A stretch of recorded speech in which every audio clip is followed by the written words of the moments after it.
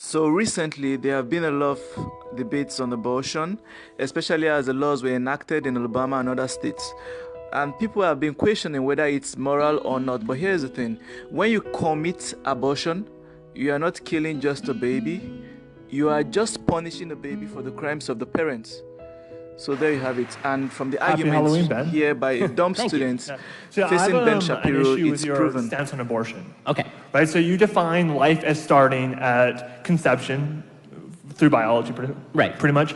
But I think you take the stance that life is intrinsically valuable because it's life. And that's where I disagree. I think there's two things that make life valuable. I think consciousness, the ability to experience pain, senses, and stuff like that, and personal identity. In particular, psychological continuity identity. So the fact that we have memories, we have relationships, people have relationships to us. I think those are Do you need both of those, or is it neither or? I just want to clarify your position. Either or.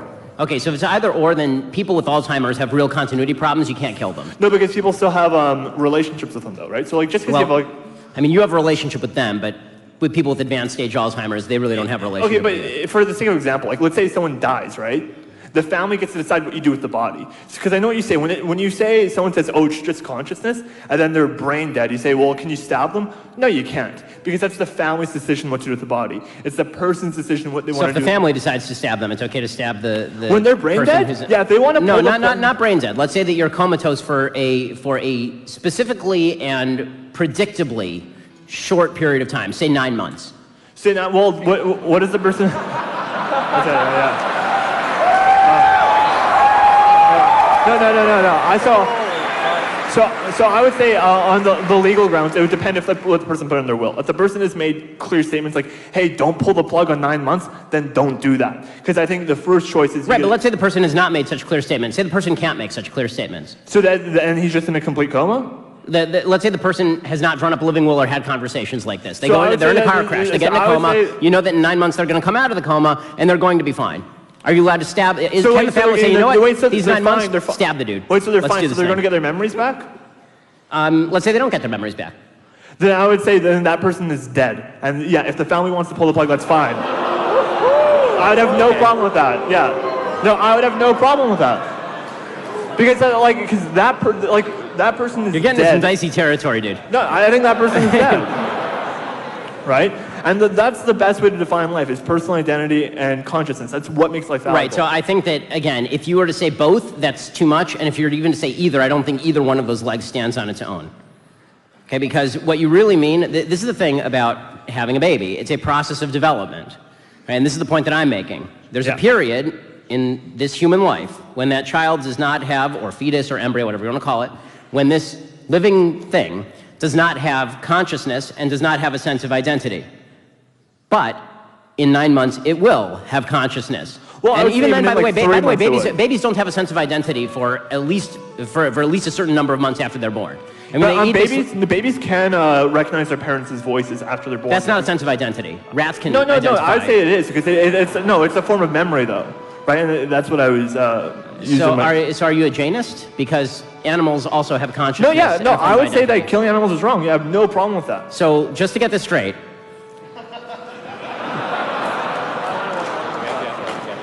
killing Fluffy the hamster, deeply wrong. Killing a dude who who's going to wake up from a coma in 9 months with memory problems, totally cool.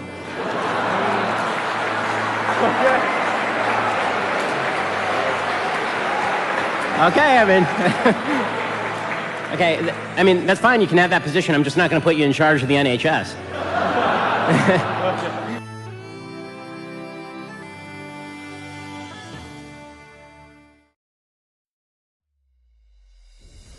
Second trimester D&E abortions performed between roughly 14 and 24 weeks of gestation.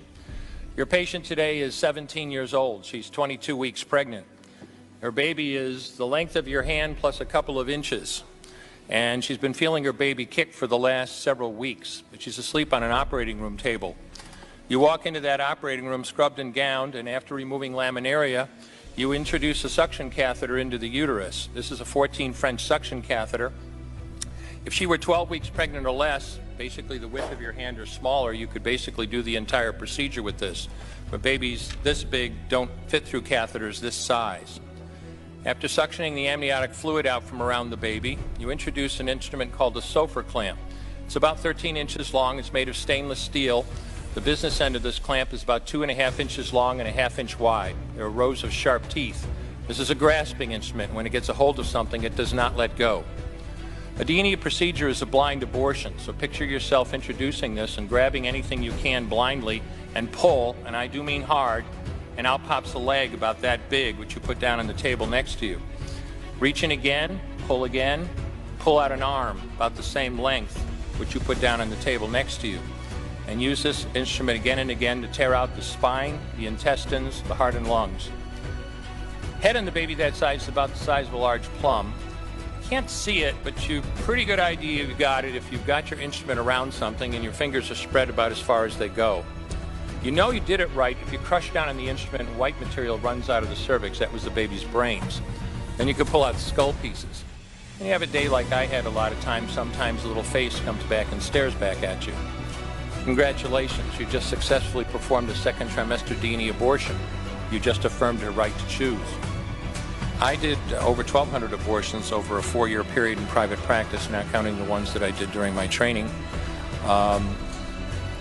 I met my wife during my first year of training at Albany Medical Center. We got married about a year later and found that we had an infertility problem. After years of failed infertility treatment and several years trying to adopt a child, we were blessed with adopting a little girl.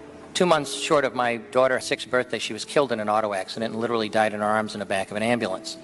Anyone who has children might think they have some idea of what that feels like, but unless you've been through it yourself, you have no idea whatsoever. I know people find it hard to believe, but what do you do after disaster? You bury your child and then you go back to your life. And I don't remember exactly how long it was after my daughter died that I showed up at Albany Medical Center OR number 9 to perform my first second trimester D'Enia abortion. I wasn't thinking of it as anything special. This was routine to me.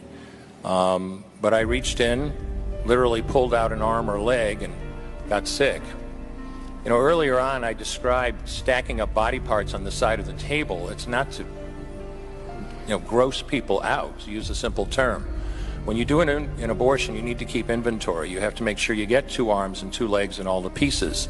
If you don't, your patient's going to come back infected, bleeding, or dead. So I soldiered on and finished that abortion. And I know it sounds, as I said, hard for people to believe, but I'm telling you straight up my experience. You know, after over 1,200 abortions, first and second trimester up to 24 weeks and all the rest of it, and being very dedicated to it, for the first time in my life, I really looked at that pile of body parts on the side of the table. And I didn't see her wonderful right to choose, and I didn't see all the money I just made. All I could see was somebody's son or daughter. And I stopped doing late-term abortions after that, and several months later stopped doing all abortions.